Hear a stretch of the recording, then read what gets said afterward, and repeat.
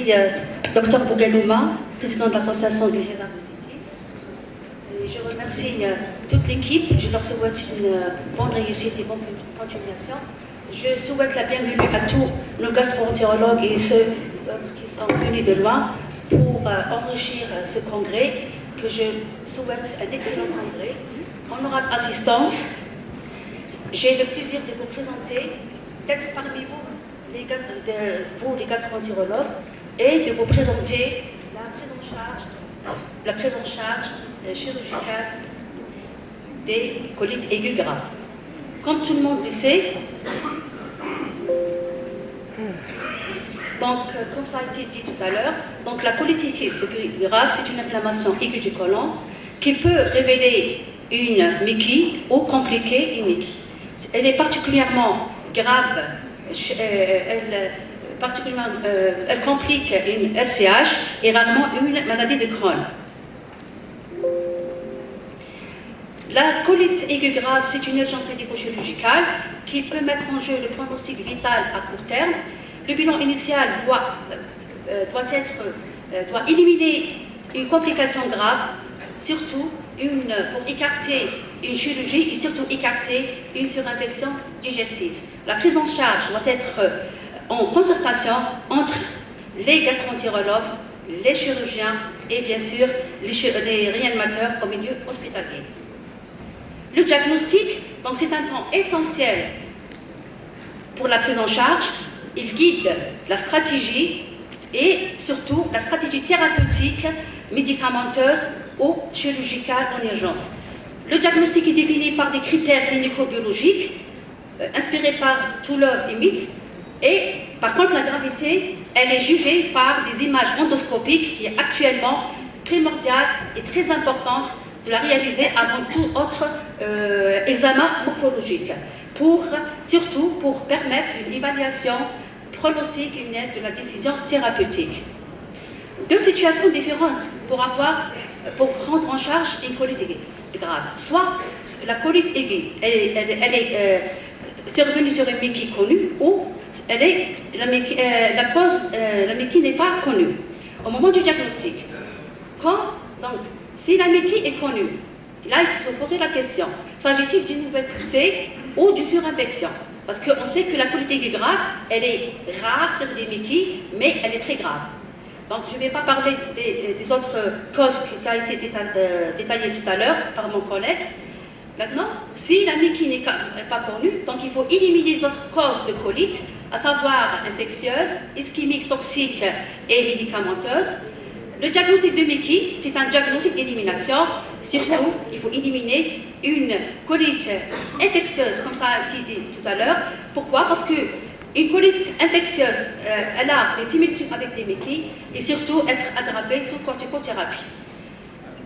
Au moment du diagnostic, la nosologie de la méquille n'est pas nécessaire. Il faut prendre en charge rapidos la colite. La gestion d'une colite, donc comme j'ai dit tout à l'heure, elle est pluridisciplinaire. Le timing de la colectomie, c'est une décision difficile pour le gastro-entérologue. La prise en charge chirurgicale de la colite aiguë grave, donc la chirurgie, concerne 40% des patients atteints de colite aiguë grave.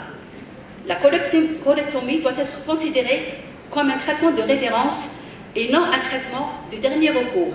La chirurgie actuellement, bien codifiée par l'ICO, elle est indiquée sans délai dans les formes compliquées et en cas d'échec du traitement médical.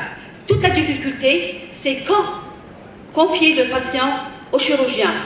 Et là, il faut, parce que tout simplement, une colectomie précoce, elle peut être abusive. Tardif, risque de décès post-opératoire, qui est maximal. Donc, il est primordial de travailler en concertation. Le traitement chirurgical, il consiste à une colectomie subtotale avec une double stomie, une ileostomie et une segmentostomie. C'est l'intervention de référence. Le principe, c'est d'enlever la quasi-totalité du côlon malade, sans préjuger de l'étiologie, de la valve de Bohin jusqu'au sigmoïde, sans faire d'anastomose, afin de limiter les complications post-opératoires, essentiellement les fistules anastomotiques.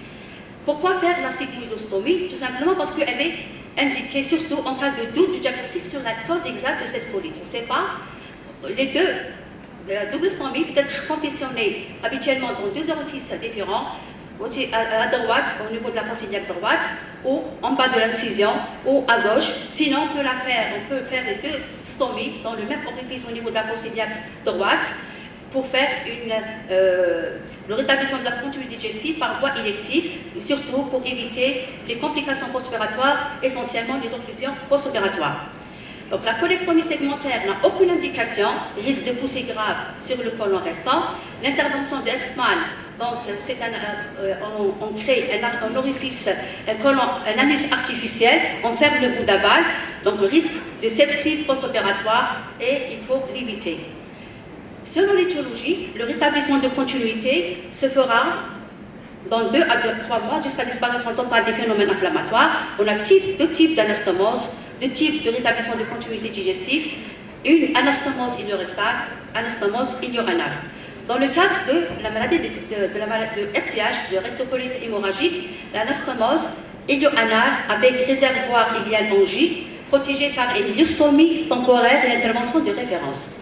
L'ileostomie est ensuite fermée par voie élective 6 semaines plus tard. Si les conditions sont favorables, on peut la réaliser sans faire d'ileostomie. Dans le cadre de la maladie de Crohn, si le rectum est conservable, donc on va faire une anastomose iliorectale. Dans le cas contraire où le rectum n'est pas conservable, le cas de la présence de lésions anopérinéales graves associées à cette colite, des ulcérations profondes, un microrectum, là, l'IDIA, selon Panis, le référent de Mickey en France, il faut réaliser une amputation abdominopérinéale avec une ileostomie définitive ou une colopodectomie totale avec sacrifice du sphincter de l'anus et une ileostomie définitive. Là, vous avez un schéma d'une anastomose ilio-anale, donc en J, en cas. Donc c'est une anastomose ilio-anale. Et là, vous avez une anastomose iliorectale. On fait la résection subtotale du côlon avec, on fonctionne une anastomose iliorectale. L'étude de pièces opératoires permet le diagnostic de certitude démique. Maintenant, on va voir quelles sont les indications de la chirurgie. Donc, la chirurgie, elle est indiquée en urgence sans aucun traitement médical. Aucun traitement médical devant des complications. Quelles sont ces complications? On a les mégacolons toxiques, perforation colique, hémorragie digestive basse, abcès abdominaux. Si le malade est pris en charge en urgence, donc on peut éviter les complications. Donc, je vais parler du mégacolon toxique, appelé encore polyctasie. C'est une complication qui est rare, mais grave.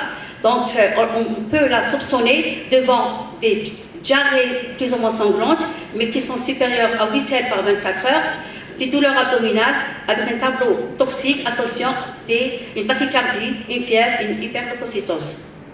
La perforation colique, c'est une aussi complication qui est redoutable.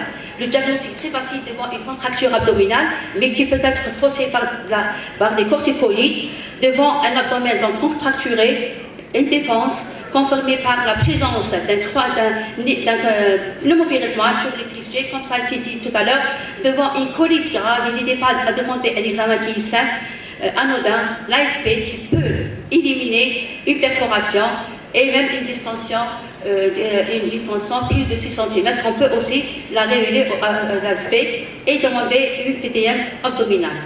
L'hémorragie digestive, c'est une complication aussi qui est redoutable, qui est responsable d'une instabilité hémodynamique qui peut entraîner un choc hypovolémique, risque de décès. Si vous avez un patient qu'on a réanimé, on a une transfusion plus de 1,5 litre par 24 heures, il ne faut pas retarder l'intervention, il faut appeler le chirurgien. Donc toujours, les gastroentérologues doivent avertir le chirurgien qu'il y a un patient qui présente une colite aiguë grave. Donc il faut l'avertir avant les complications dès l'admission du patient. La dernière complication, les abcès abdominaux, qui peuvent compliquer surtout les maladies de Crohn, ils risquent d'entraîner un choc septique. La deuxième indication du traitement chirurgical, c'est la résistance au traitement médical. Donc la chirurgie doit être discutée chaque jour, après chaque étape du traitement médical. Donc c'est le traitement de choix, la chirurgie de traitement de choix, donc il ne faut pas la laisser en dernier recours. Après 2 échelles de 2 lignes de traitement, donc il faut penser à la chirurgie. Je ne vais pas enrichir quelles sont les indications sur le plan médical parce que nos amis, mais quand même, il faut travailler en concertation. Donc si on a un échec de la première ligne, donc au-delà du 3e jour, il faut penser à la 2e ligne. 2e ligne, dans ce cas, consiste à la mise de la cyclosporine qui nécessite des précautions et une surveillance très spécifique parce qu'il y a des effets secondaires qui sont irréversibles et ces effets secondaires ne doivent pas retarder la chirurgie. La fréquence aussi des rechutes après la cyclosporine, et là, on a 30 à 60% des cas des patients qui ont été sous cyclosporine qui sont passés à la chirurgie. Donc, un nouvel échec est alors une indication formelle de la chirurgie. Donc, des centres experts, donc, il faut recommander la 3e ligne, la Nupluximab, qui doit être tentée, mais le taux de rémission risque d'être faible avec la survenue de complications graves et voire même décès. Et pour cette raison que l'ICO recommande la colectomie totale après échec de 2 lignes de traitement et la discussion du traitement médical de 3e ligne